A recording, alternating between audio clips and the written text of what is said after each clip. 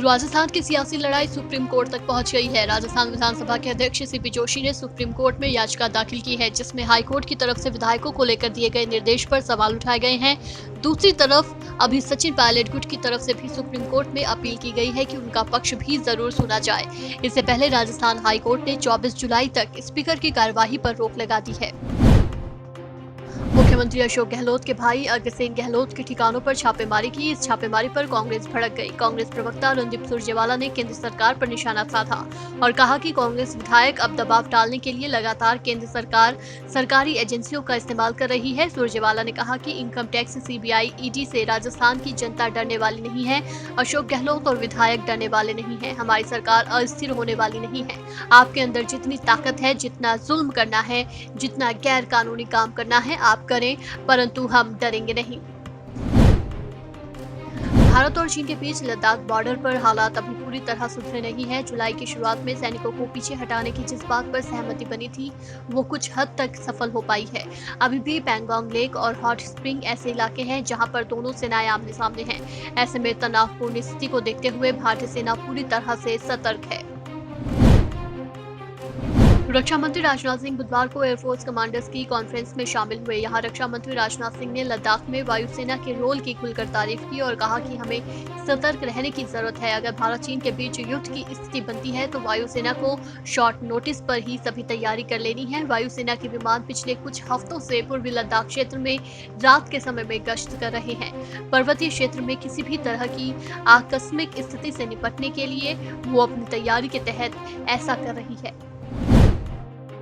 कुलभूषण जाधव को वकील देने के मामले में अब पाकिस्तान सरकार ने इस्लामाबाद हाई कोर्ट का रुख किया है। हाई कोर्ट में लगाई गई याचिका में पाकिस्तान सरकार ने आईसीजे का फैसला लागू करने के लिए वकील नियुक्त करने की परमिशन मांगी है। हालांकि याचिका में ये भी कहा गया है कि भारत की मदद के बिना जाधव वकील नहीं कर सकता है। साथ ही पाकिस्तान सरकार ने कोर्ट को ये भी बताया कि जाधव ने रिव्यू पिटीशन से इनकार कर दिया है।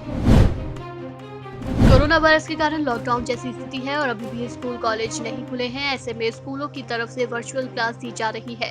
कांग्रेस नेता राहुल गांधी ने अपने संसदीय क्षेत्र वायनाड में करीब 350 टीवी सेट्स दिए हैं ताकि बच्चों को वर्चुअल क्लास लेने में कोई दिक्कत न आए। केरल के वायनाड से राहुल गांधी सांसद है। वीडियो कॉन्फ्रेंसिंग के जरिए ही उन्होंने ये टीवी सेट्स देने के कार्यक्रम में हिस्सा लिया। जिन बच्चों को ये टीवी सेट्स दिए गए हैं उनमें अधिकतर आदिवासी समुदाय से आते हैं।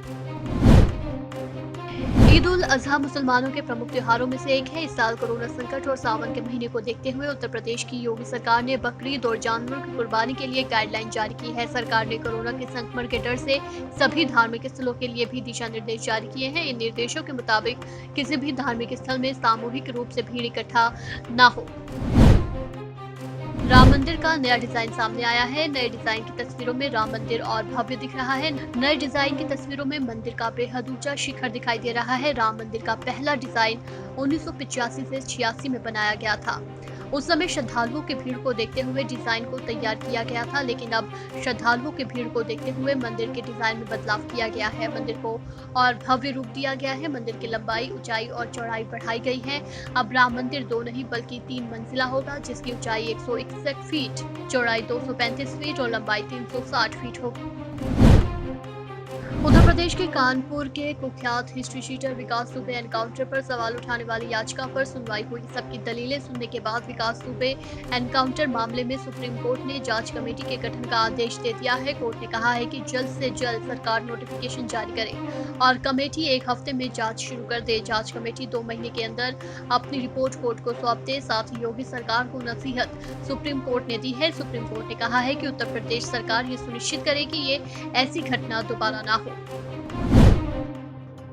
भारतीय शेयर बाजार में बुधवार को सुस्ती रही और इस वजह से लगातार 5 कारोबारी दिन की बढ़त पर ब्रेक भी लग गया। कारोबार के अंत में सेंसेक्स 59 अंक लुढ़ककर 37,872 अंक पर बंद हुआ। वहीं निफ्टी करीब 30 अंक की गिरावट के साथ 11,133 अंक पर रहा। मंगलवार को सेंसेक्स ने 511 अंकों की बढ़त बनाई थी, जबकि निफ्टी 11,162 के ऊपर बंद हुआ था।